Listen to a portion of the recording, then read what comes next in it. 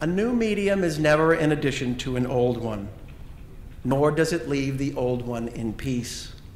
It never ceases to oppress the older media until it finds new shapes and positions for them.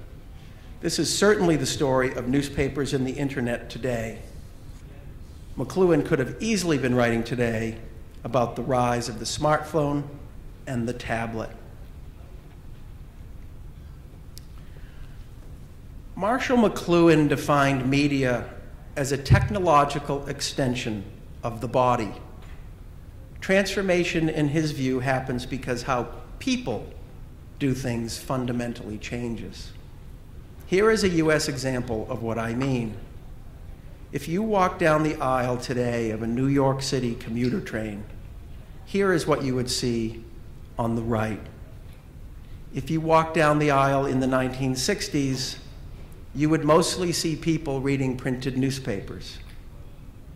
Last week, I walked down the aisle of a New York train and took notes.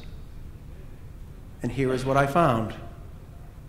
27 smartphones, lots of people watching video, 9 printed paper books, 6 iPads, at least 6 iPods with headphones, 3 Kindles or Nooks, 2 magazines, and 1 newspaper.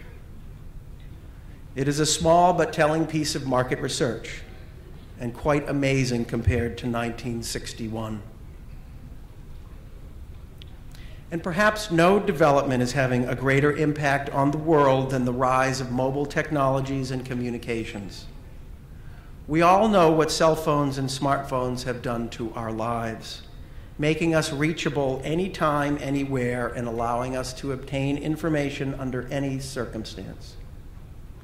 And much of the world, particularly younger generations, may never use a computer other than a small mobile device.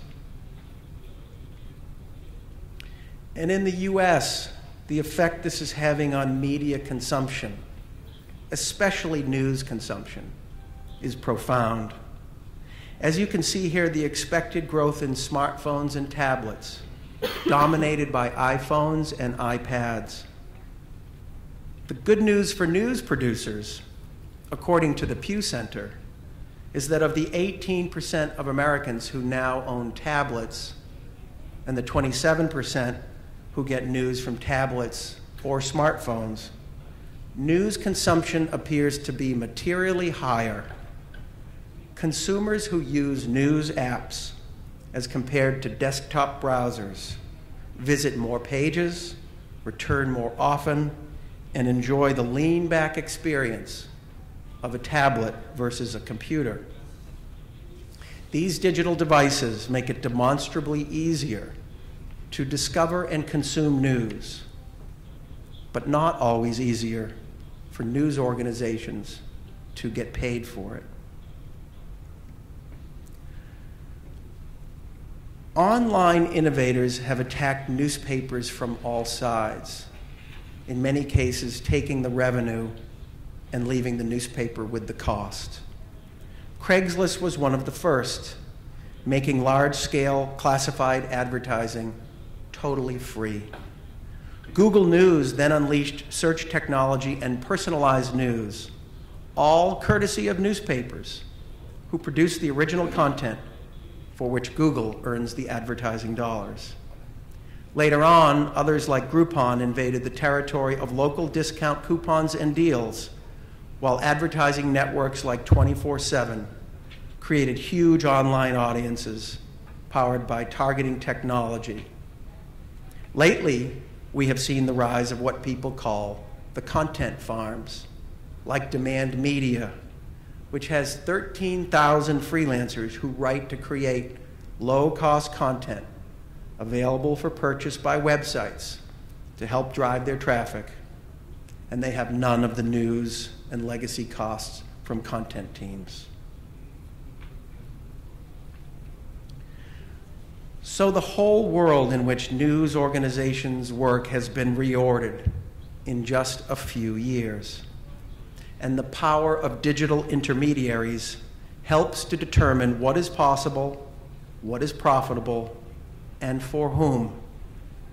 This visual shows in compelling fashion how the big four digital players have organized business systems for themselves and for others: Google, Apple, Amazon, and Facebook.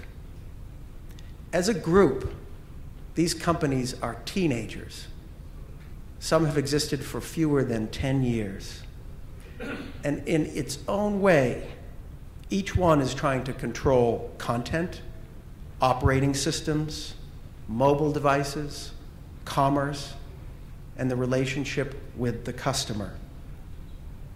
As you have read, Apple has become the world's most valuable company, while Facebook is about to go public at a valuation of over $100 billion. What is interesting to note, I think, is that each of these companies is an American company at a time when much of the world talks about the decline of American innovation. And for the most part, they have organized their business systems so far in North America and Western Europe. But I know from experience with each of these companies, where they look next are to the growing markets around the world that present the least interference. So in many ways, you can say the big four are coming. And online advertising in the United States, which has been growing double digits for many years, unfortunately for newspapers and their brethren, almost 2/3 of it goes to 5 companies: Google, Yahoo, Facebook, AOL, and Microsoft. And what stands out here is the sharp rise in spending for search and social media. Google invented search as we know it and has 70% of all search advertising. And Facebook is creating an advertising juggernaut with social media, and it has not even started yet to move into local advertising.